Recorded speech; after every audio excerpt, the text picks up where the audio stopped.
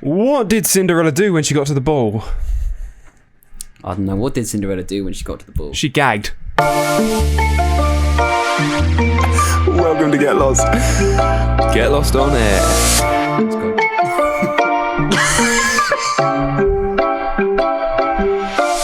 Yes, you did. Fucking bitch. Stick it to her, man. Stick it to her. Yeah, you just fucking slut. Welcome back. Turned into some kind of hentai shit.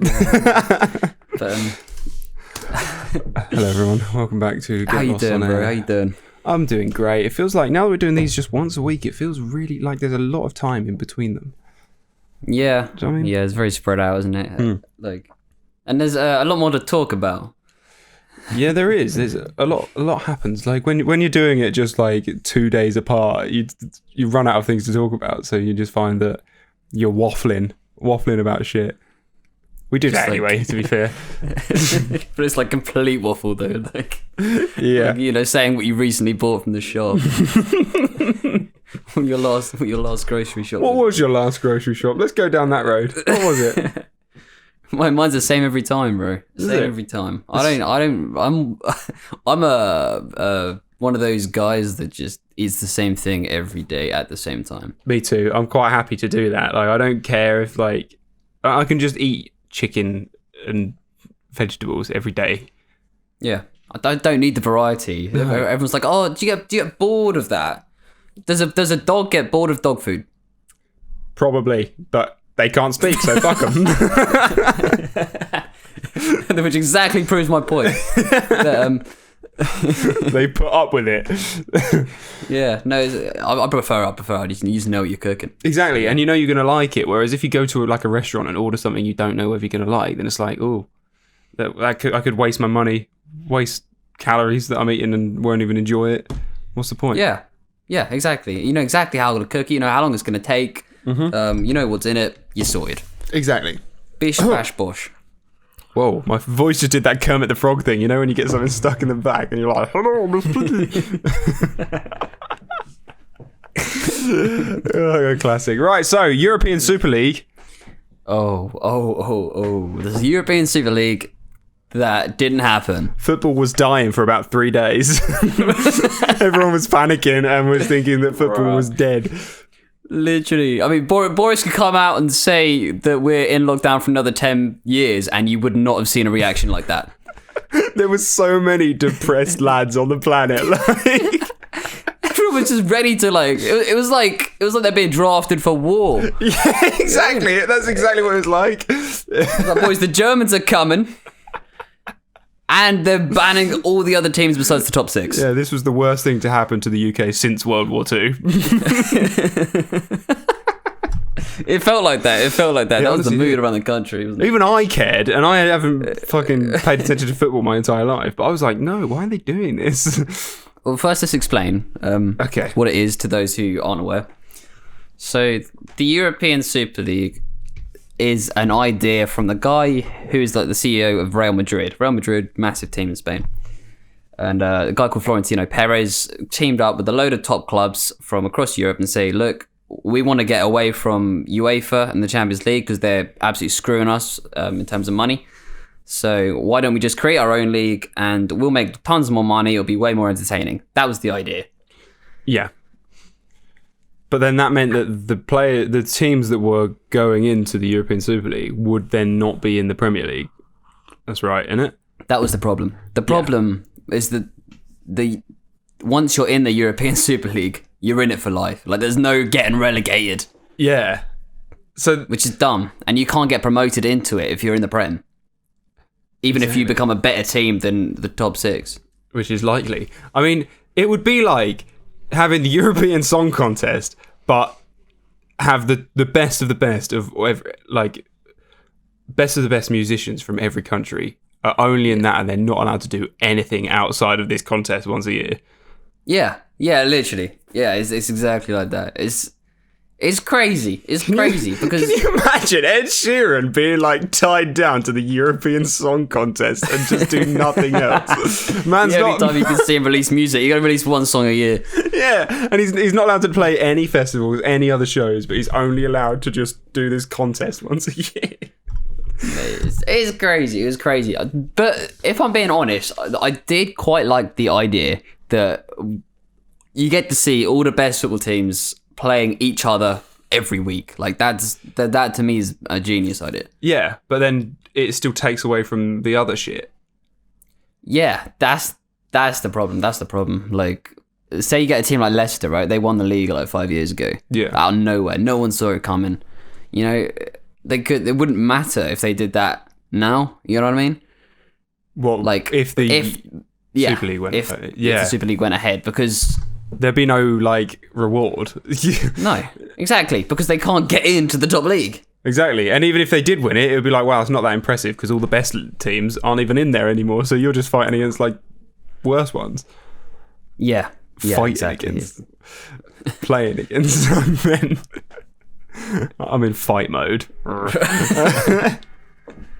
Somebody has had his Weetabix this morning. But did you see James Corden? He did like a full, at the beginning of like the Late Show and like all talk shows, they do like a monologue, like a sort of a chat thing, whatever. He did a full 8-minute talk on his American talk show about the European Super League and how it's ruining the UK football. And say what you want about James Corden, like a lot of people don't like him, but I watched the whole thing and I was like, God, this is getting well emotional. Like you can tell that he really, really cares. And he was like, I know that everyone in this room, there's only 2 people in this room who actually care about this, me and this other guy that he was talking to.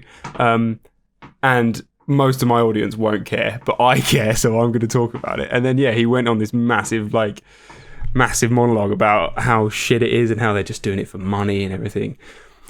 Mate, the people are losing their minds. It was very moving. They're losing their minds, man. Yeah.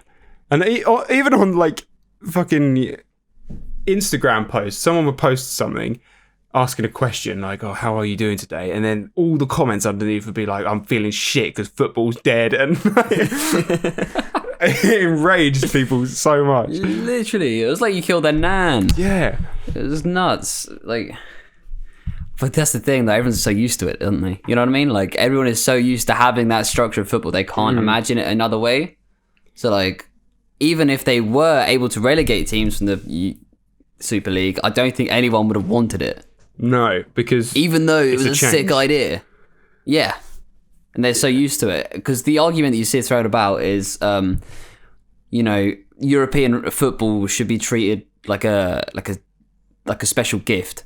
Yeah. Like, because it's rare. It's like when it snows, you wouldn't want it to snow every day, they say. Exactly, and you wouldn't want a McDonald's every day because like you'd get fat and you'd get sick of McDonald's. But every once in a while, McDonald's is a nice treat. Yeah, that's the argument. But then again, if you turn that on its head, it's like, well, that's a bit like saying, I'm okay with getting beaten every day because on the days that I don't get beaten, it feels really good. You know what I mean? So the point is that like it's unnecessary. Like if it could be better, then why wouldn't you make it better? Okay, yeah, I see what you mean. I'm trying to combat that thought, but it's like sort of blown my mind a little bit. I don't know how to come back from that one. Like, why punish yourself on the day just because occasionally it'll be incredible? But it's still good, is it not? What do you mean? Like it's the Premier League now, it's still good. Yeah, it's still all right. Don't get me wrong, but like if you could watch, the problem with the Premier League a lot of the time is you got these teams that they'll just defend. They're like, say you got a team like Burnley. Burnley are a dreadful. We love you, Burnley. We do. It's from the in-betweeners. Culture there for you. Yeah, so whenever you watch Burnley play football, they'll just like camp all their players at the back. They got loads of Brexiteers basically. So. It's just like 6'2" yoked white blokes covered in tattoos. They all look exactly the fucking. Every Burnley player looks exactly the fucking same. And that sounds they just exactly defend. Like me. 6'2", yoked, covered in tattoos. You're looking at me. That's Burnley star man. Don't get lost. Man of the match. But yeah, so whenever you see them play, they're just like really aggressive. They'll camp their team in their own half, and then they'll like try to catch you on the counter, and it's boring as fuck to watch. But smart. That's how they do war. And it kind of works, but it's just dreadful. That's what you do in war. That's the only way they can compete. Yeah, because if you go guns a-blazing in fucking... in World War One, if they weren't guns a-blazing, they'd have lost. But it would have been more fun to watch. Maybe not, actually. It's like a massacre. Fun to watch, yeah? Probably not. I wonder if, like, there was a war nowadays. It's a bit of a side thought. Yeah. If there was a war, like, World War III came about, would there be, like, live streaming of it? You know what I mean? Like, people would have, like, drones and shit, and you'd actually see it. That would completely fuck with all the tactics, but... It would, yeah, it absolutely would. But like, if say it was like World War One, where like all the blokes got drafted, it'd just be all these women sitting at home watching their husbands die. That'd be horrible. It'd be peak. But say you're in like South America, right? You're not too attached to what's going on. Yeah, I mean, yeah, that would be like the Hunger Games, wouldn't it? Because they live stream the Hunger Games. Yeah, you get like a drone that starts like shouting stuff into the battlefield. But someone would shoot that down, surely. No, it wouldn't work. That wouldn't go well. But if they just started like randomly saying, "Oh, you can only work in teams of 3."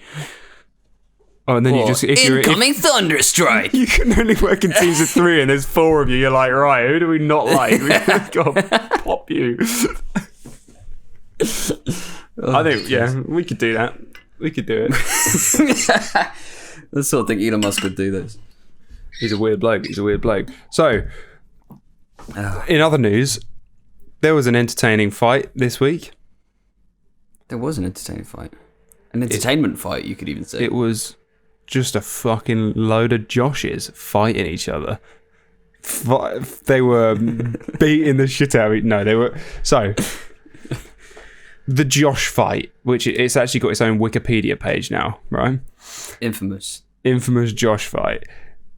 It's all this whole Josh fight. If you haven't seen the memes, it started with one guy called Josh. The whole point is the name Josh Swain, right? One guy called Josh Swain got. How many people were there in this chat? There's a lot of people in this group chat all together who were also called Josh Swain. We got rough number? I'm trying to... There's just Josh. That sounded like 10. That sounded about 10. It did, but I think there was more. I'm pretty sure there was more. How many Joshes were in the Josh fight? So you carry on, I'll find out. Yeah. You Google how many Joshes there were. So he basically sends a message in this group chat with all these Joshes that says, "You're probably wondering why I've gathered you all here." And then someone else replied, Josh Swain replied, saying, "Because we all share the same names, ? And then it said Josh Swain left the group. So one Josh has left this group chat. But the main guy who started the chat said, precisely, the 24th of April 2021, 12 p.m. Meet at these coordinates," and then he just gave some random coordinates. "We fight. Whoever wins gets to keep the name. Everyone else has to change their name. You have a year to prepare. Good luck." So that's how it all started. There were hundreds of Joshes turned up. So he says that he wasn't expecting like this to actually go ahead or anything. He just completely forgot about it until someone resurfaced it like as a meme and said, "God, the Josh fight is coming up.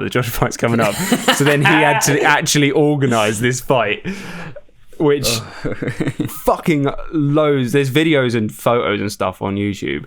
There's so many people showed up, and it's not like an actual fight. Like people show up with pool noodles and started whacking each other, and like there was a rock paper scissors fight going on, and a 4-year-old won it, I think. Yeah, it looked so fun. A 4-year-old Josh. The winner of the competition was a 4-year-old who was coronated with a Burger King crown. Mate, that's a poor performance from everyone else. He should have been the first one to go. Bro, he should have been out in the first round. Like, but I can't believe we went that far. No, exactly. It is cute. Like, there's a photo of him with a WWE belt in one hand, a Burger King crown that's slipped over his eyes, and he's holding a pool noodle. It just seems like the most wholesome thing that's ever come out of the internet. It seems so cool. It's actually adorable. I can't believe it actually went ahead. Can you imagine like flying out to have the Josh fight? Yeah, because they can't have all been from the same area. You'd have had to go a long way. No, exactly. I might like start you're flying out to have fight. a rock paper scissors game. I'm gonna start a Charlie Clark fight. It's such a generic name that there must be fucking thousands of Charlie Clarks about. Mate. There's too many Charlies, I can tell you that for sure. Well, should we do a Charlie war? Charlie, you could do a war. You could do a war actually. Just even the first name, everybody called Charlie in the world. See if that would be like God. half the population. We'd fucking wipe them all out. Or a shit name. Like, what sort of shit name do we want to get rid of forever? Josh. Oh, we've already done Josh. We can't get rid of that. That poor 4-year-old. We can't get rid of him. Stacy. All right, let's get all the Stacys together and just fucking kill them all. Wipe the name Stacey out. That'd be carnage. The amount of fake tan. And fucking false eyelashes flying about. Like, do you think there's ever been a time where there's been no Charlies on the planet? There can't be, can there? Apart from like early definitely. on. Like, since civilization has been a thing. That's a wild question, bro. After the Ooga Booga cavemen times, like. Well, as soon as they actually like started naming people. Yeah. I think everyone's called Charles then, weren't they? Yeah, like after the first person was called Charlie, do you think there's ever been a time where there's been no Charlies? Do you reckon they were all called Charles, right? And then one of them was just a bit loose. Yeah, it's a bit of a loose cannon, and they're like, we're not accepting him as a Charles. Someone call him Charlie or something. Charles is such a posh name. Mate, I wish I was called Charles. Can you imagine Charles Gingell? Yeah. I'd be allowed into any tennis club without any ID. You probably would anyway. Talk for 5 seconds, and they'll be like, oh, he speaks the Queen's English. Very hard to take that. It's a compliment in some areas, but if you were in like fucking in the ghetto, it wouldn't really be a compliment. You just got to use your ghetto voice in the ghetto. Go on. Hey, mate! What are you saying? It's perfect. It really suits you. Go on, sister. Really? Really suits you. Thanks, bro. Bro. That's the one I use my nan. Your nan sounds cool. All right, what you want to talk about sugar? Is that right? I want to talk about sugar. Oh, honey. It is something that really caught me by surprise. Okay. Like, obviously, we all kind of know there's dodgy shit going on in these kind of industries. But the New York Times actually released a piece on the sugar industry, which it caught me by surprise. It really caught me by surprise. Okay. So, do you want to know what happened? No, I asked, but I don't. Just don't tell me. Let's move on. No worries. Yeah, let's move on. What else should we talk about? Forget it. How's your dog been? Is he alright? He's alright. Yeah. Right. Yeah. So what happened in the sugar industry? Tell me. Okay. So back in the 1960s, right? Yep. The guys who had their own companies that were selling sugary products, right? They paid Harvard scientists to release reports to say that sugar was not the reason why people were getting like heart disease and shit, and they said to blame it all on saturated fats. Right. So they literally pay the scientists to do this. So everyone in the country then reads these reports by acclaimed scientists who have they've got a responsibility to tell the truth because that's their fucking job. Yeah. But they've told everyone that saturated fats is what's fucking you up and gonna ruin your heart and shit. So you know how everyone just now thinks assumes fat's just gonna kill you. Yeah. A lot of it started with scientists being paid off by the sugar industry. So they've released all these reports, and so they've just lied to everyone. And yeah, basically just for a quick buck. So he paid this bloke, Mr. Hickson. He paid Mr. Dixon. He paid the Harvard scientists. I think it was $50,000, which isn't even that much money. Do they? No, because if you split that between them all, yeah, it's not that much. But people will do anything for a payout. It was $6,500 in there in 1965, which is equivalent to $50,000 today. Right. But isn't that nuts? Like that? Yeah, people will do anything for a payout. Look at that Ben guy who Jake Paul knocked out. Absolutely fake. I don't think it was fake. Honestly, I don't think it was fake. Not many fighters would let themselves go down and lose their pride just for a payout. No. But he did walk away from it smiling. Look what I've just earned loads of money. So I saw him in the interview. He was on every podcast after that fight, obviously. Yeah. And he was talking about it, and he was just like, I was just one of the few guys that was willing to have myself be humiliated, because there isn't a lot of reason why you'd fight Jake Paul. No. It's just money. Money's the only reason you'd really fight him. But this guy was willing to do it, and he'd fully fucking trained for it and everything. He said he trained hard for 10 weeks beforehand. Yeah. But boy, did he get hit. He did go down. And Tommy Fury, because Jake Paul, I think, called out Tommy Fury and said that he was weak. And Tommy Fury was like, well, let's fucking run it. Let's go. Let's fight. But then everyone was replying to this tweet that Tommy put out saying that he was willing to fight, to box Jake. Everyone was like, yeah, but you're a professional fighter. So that wouldn't be fair. But Ben Askren was a professional fighter. He wasn't a professional boxer, to be fair. But everyone's calling for Jake to fight a pro, so let him do it. Let somebody knock him down. The only thing is, would anyone care about Tommy Fury? Who gives a shit about Tommy Fury? You know what I mean? I feel Jake could probably fight whoever he wants now. Why would he fight Tommy Fury? Tommy Fury was just on Love Island once and is Tyson Fury's brother. That's it. The guy's boring as fuck. True, but he is still a pro boxer. Yeah, but we can't let Jake Paul fight one of the biggest boxers in the world straight away. That's just a cheat. Boxers train their entire lives to get into the ring with a decent boxer. We can't let Jake, who made shit YouTube videos for fucking 4 years, somehow skip to the top. I see what you mean. It's a good in-between step. Yeah, because that's just such a kick in the nuts for any boxers out there.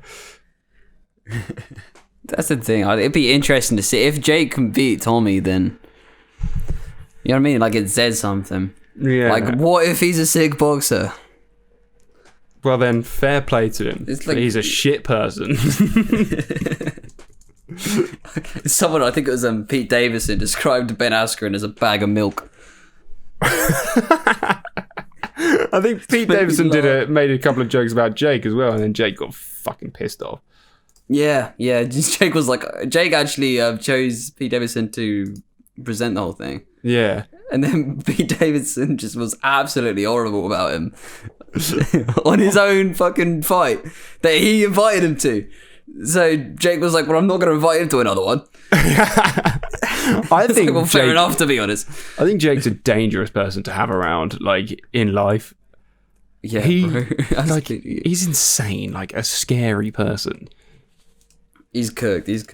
I think Logan once said about him, he said Jake, when he was younger, he used to want to be the bad guy, and now he's just living it. Now he is 100% just the bad guy. Yeah, and he just owns that role, but he's made bank off it.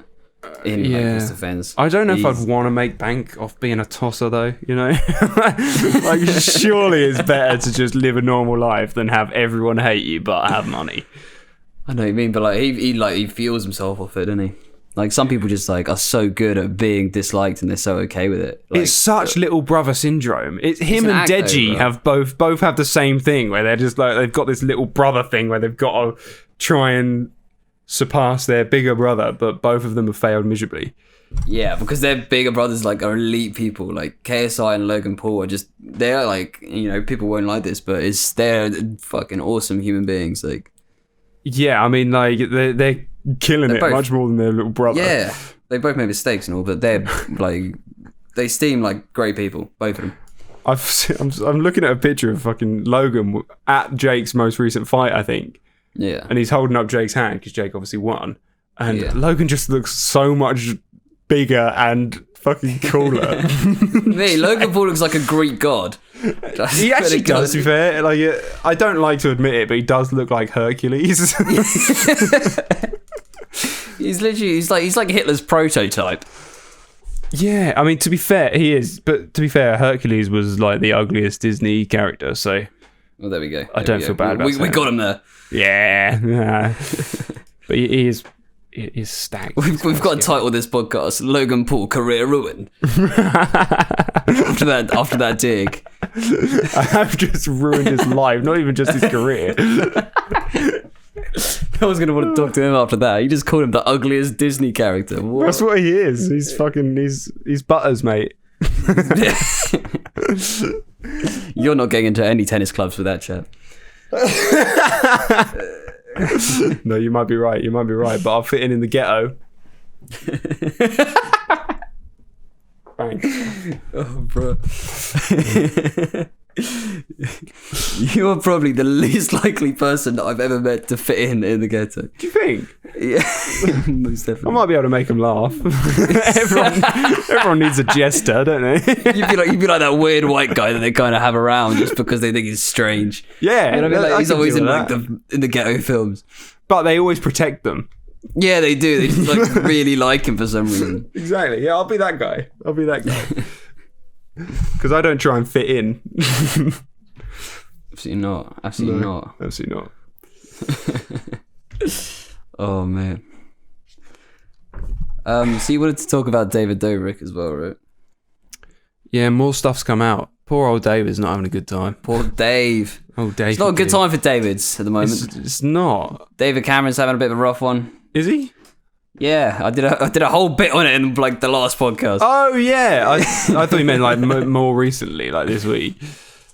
No, he's just stuck with that green palaver, isn't he? It's still going on.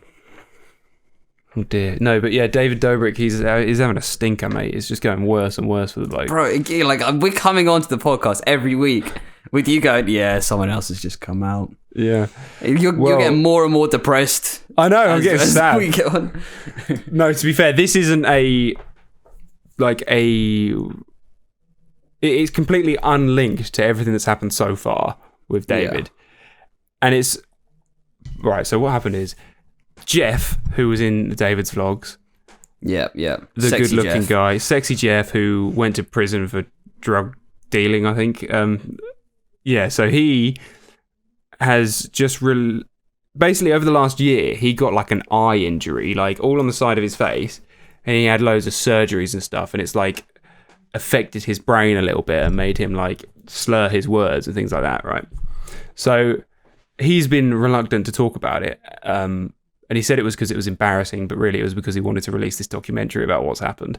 He wants to release a documentary? Yeah, so he's released the first 2 episodes of this documentary so far, about how I got hurt, right? Starts off with the whole idea was because of the pandemic, David had stopped vlogging, so they wanted to come back with this big vlog where like there's a load of stunts and cool funny shit in it, right? Classic YouTube stuff. So they wanted Jeff and Todd, I think, to get their skydiving licenses. And yeah, basically, so they can do some sky stuff. I don't really know, but Jeff and Todd, yeah, they were skydiving every day for like 6 days. They would jumping like 9 times out of a plane a day or something. And then the next stunt, nothing really happens with that. I don't know how that ties into the story really, but the next bit was the whole of the vlog squad were in a lake, and they've got this digger with this big crane arm on it, right? And they've tied to a rope to the crane arm, like tied a big inflatable, like what they drag behind speedboats and stuff, so then people ride on them. Yeah, like one of these like banana boat kind of. Yeah, sort of like that.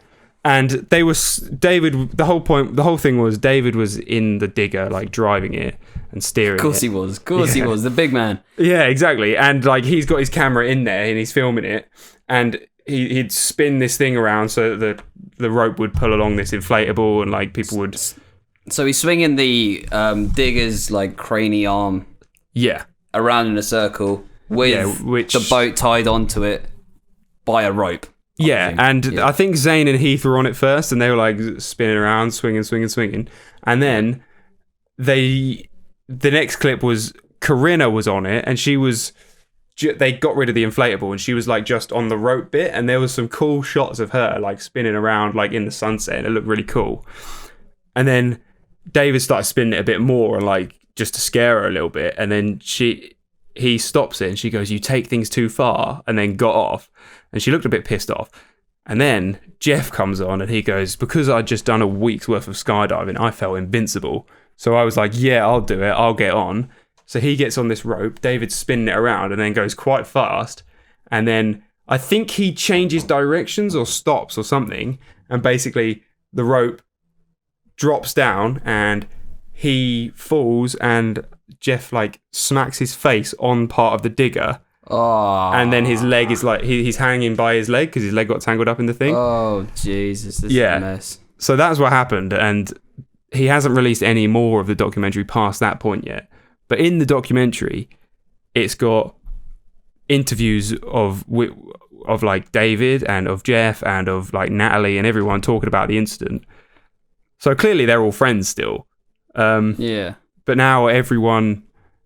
I think Jeff probably just released this at the wrong time because everyone is now turning on David again, saying, "Oh, what a shit friend! He did that to his friend, and I can't believe he's sitting there talking about it like he's like it was a funny thing or something like that." And everyone just absolutely hates him and calling him a shit person again. Jesus, man, that's carnage. That is carnage. That's a crazy like. You know what I mean? Like, what do you think is going to happen, though? You know what I mean? Like, when you're spinning a crane around with someone attached to it, and you like stop or change direction, they're not going to be all right. Right. So it's like, you know what I mean? I understand why people are saying, "Oh, David, you've done this to your friend. You like could have killed him and everything, and like David's such a shit person and a psycho." But then again, Jeff's an adult. He didn't have to get on the rope. He volunteered himself to get on there. So yeah. It's on them both. When you smack him against the digger. Yeah, that's a bit wrong. You know what I mean? Like, there's a line. I think when you're smacking friends against heavy machineries. Well, it depends how annoying they are. If your mate is a complete dickhead, then give him a couple of fucking knocks. Yeah, maybe Jeff been flirting with Dave's girl a bit too much.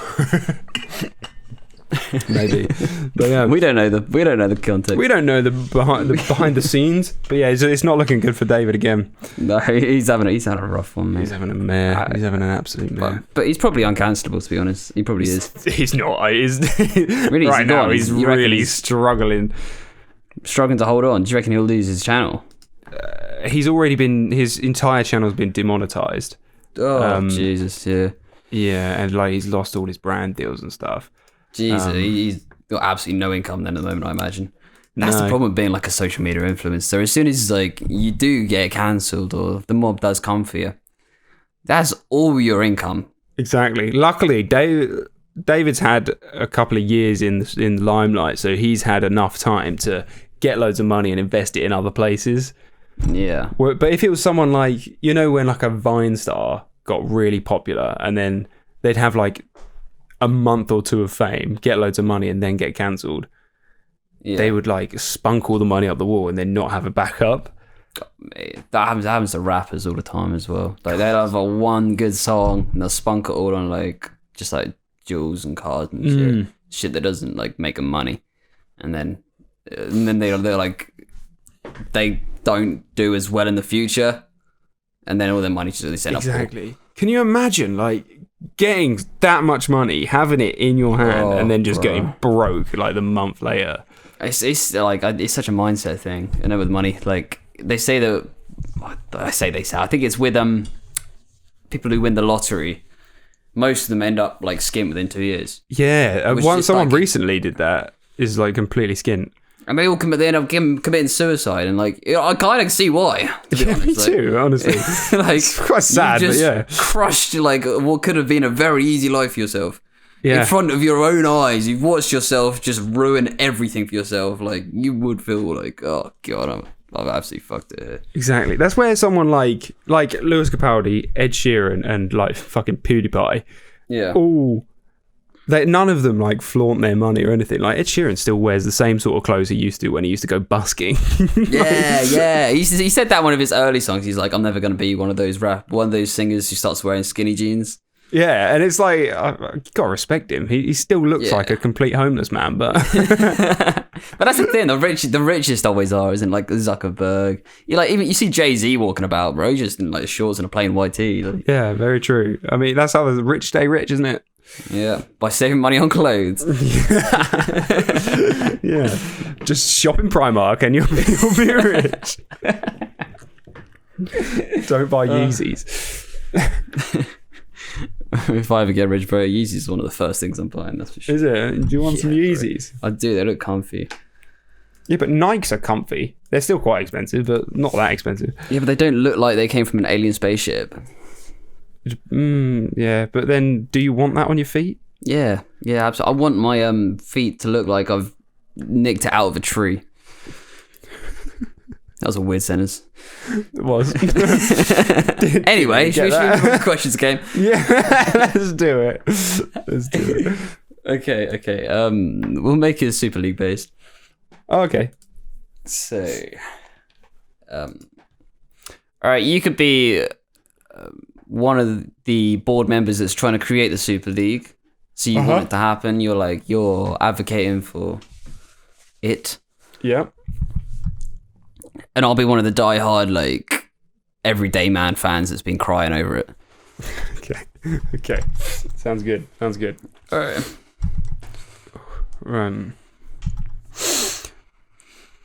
Why don't you like the idea? Whose sport is this anyway? Isn't it us who's investing? Is football anything without the fans? What fans? Do you even want the money for the tickets? Can't you tell I love money? Where are we even gonna sit? Can't you stand?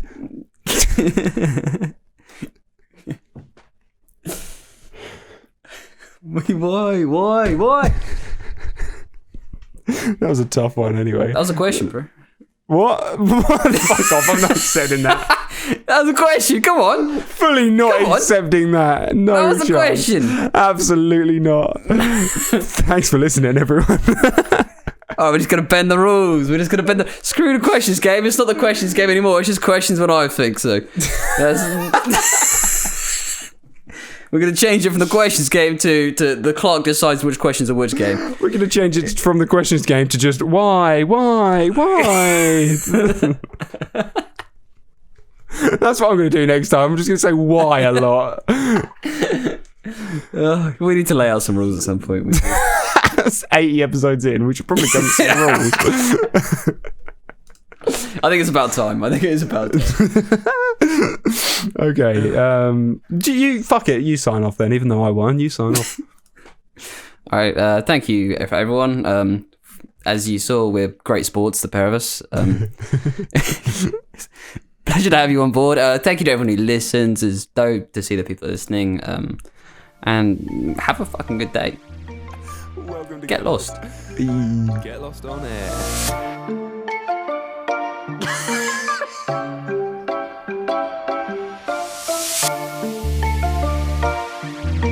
Welcome to Get Lost. Get Lost on Air.